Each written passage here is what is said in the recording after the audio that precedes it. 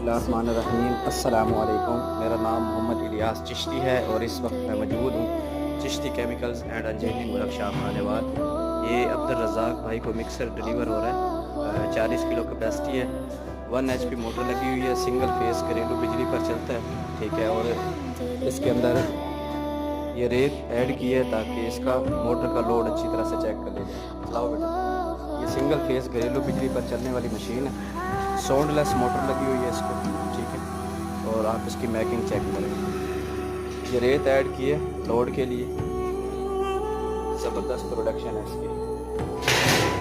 निकाल इसमें से हुसैन को। यहाँ से मटेरियल बाहर आ जाता है। ये टंडो टंडो आदम अल्लाह यार वहाँ के लिए ये डिलीवर हो रही है।